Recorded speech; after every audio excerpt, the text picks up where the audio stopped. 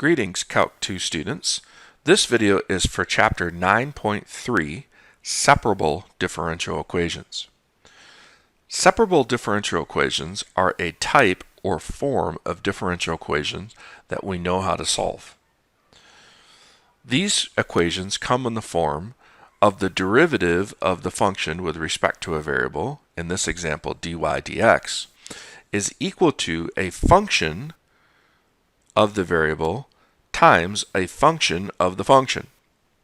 So dy dx is equal to a function in terms of x times a function in terms of y.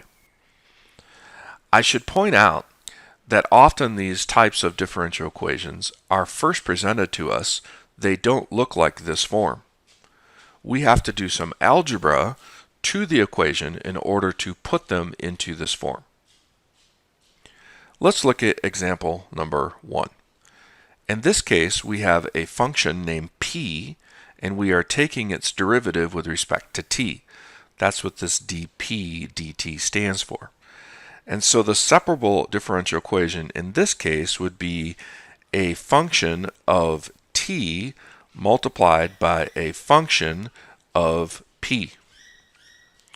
And as you see on the right-hand side, we don't actually have it in that form yet.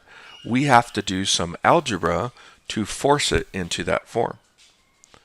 So dp over dt is equal to the square root of p times the square root of t. Because p is multiplied by t, I can separate those two underneath the square root with multiplication. Also, if I wanted to write it in the same exact form that I have above, where I'm putting the g of t first and the f of p second, I would switch those around. But obviously, because this is multiplication, I don't have to worry about the order that I write them. So that's the first step, is I've taken the differential equation that I've given, I suspected it could be put into a separable form, and so I used algebra to force it into the separable form. Now what we do is called separating. That's where the name separable differential equations come from. So what I'm going to do is put all the stuff with t's on one side of the equation and all the stuff with p's on the other side of the equation. So I'm going to do that by multiplying both sides by dt. So I have dp is equal to root t times root p multiplied by dt. So I multiplied each side of the equation by dt. Next, I'm going to divide both sides of the equation by root p. So I have dp divided by root p equal to root t times dt. Now I have what I was seeking out to do is all the stuff with p's on one side of the equation and all the stuff with t's on the other side of the equation. This differential equation has now been separated. Now I'm going to use algebra to rewrite, and I'm going to have p raised to the minus 1/2 times dp is equal to t raised to the positive 1/2 times dt. So because this root is in the denominator of the fraction, I wrote it in the numerator with a negative sign. I wrote the t underneath the square root as raised to the 1/2. Now all I'm going to do is integrate both sides of this equation. And when I integrate both sides of this equation, I'll get p raised to the positive 1/2 divided by 1/2 is equal to t raised to the 3/2 divided by 3/2. And then, don't forget, I need to add an integrating constant, so I'm going to add that to the right-hand side with plus c. Now it's just a matter of simplification. So I have 2 times p raised to the 1/2 is equal to 2/3 times t raised to the 3/2 plus an integrating constant of plus c. So now I'm going to divide everything by 2. So p raised to the 1/2 is equal to 1/3 t to the 3 over 2. Now here's where things can become a little bit confusing, but it's not that big of a deal. I'm going to take c and divide it by 2. But c divided by 2 is a constant being divided by 2. And a constant being divided by 2 is the same thing as a constant. So instead of writing c divided by 2, I'm going to write c1 to mean the same thing as the constant being divided by 2. So plus c1. Now all I need to do is square both sides. So p is equal to 1/3 times t raised to the 3 over 2 plus this constant c1, and then square both sides.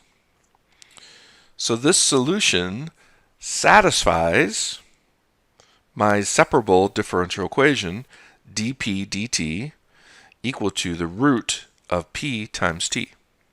Let's look at example number 2. Once again, right away when I look at this, I don't have this form of dy dx is equal to a function of x being multiplied by a function of y. I don't have that form right away. But what I'm going to do is do some algebra to get to that form. The first suggestion I always like to make is anytime I see this notation with y prime, I change that notation to be the dy dx notation. So this step is not necessary, but I like to do that. So I write dy dx. That way I remember what form I'm looking for. So all I did is just recopy my differential equation, but substituted this Leibniz notation, dy dx. Now I want to put everything with x on one side of the equation and everything with y on the other side. So I'm going to multiply both sides by dx first. So I have x times y times dy is equal to x squared plus 1, that quantity being multiplied by dx. Now I'm going to divide both sides by x. So I have y times dy is equal to x squared plus 1 divided by x equals dx. And I've accomplished my goal of putting all the stuff with y on one side and all the stuff with x on the other side. So then all I need to do is integrate both sides to solve this differential equation. When I integrate the left-hand side, I get y squared divided by 2. That one was easy. Now I have to integrate the right-hand side. There are several ways that I could integrate the right-hand side. What I've decided to do is to split up this fraction into x squared divided by x plus 1 over x dx. Again, lots of ways to handle this particular antiderivative, but this is the way I've decided to do it. So y squared divided by 2 is equal to the integral of x dx plus the integral of 1 over x dx. So I use the property that I can use addition and separate the antiderivative with addition, and x squared over x simplifies to just x dx, and then plus, and then integral with 1 over x.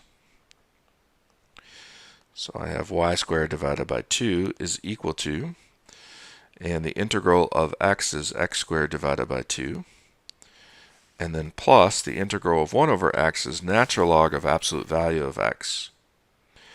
And then I'm going to add this integrating constant of plus c. Now I can solve this for y. And when I solve this for y, I'm going to multiply everything by 2. So I'm going to get y squared is equal to x squared plus 2 times the natural log absolute value of x plus this integrating constant c. But now I've really multiplied this 2 times c. And instead of writing it as 2 times c, I'm going to change it to c1. So y squared is equal to x squared plus 2 times natural log of absolute value of x plus c1, where c1 is equal to 2 times c. Then now all I need to do is take the square root. So y is equal to plus or minus the square root of x squared plus 2 times the natural log of absolute value of x plus c1.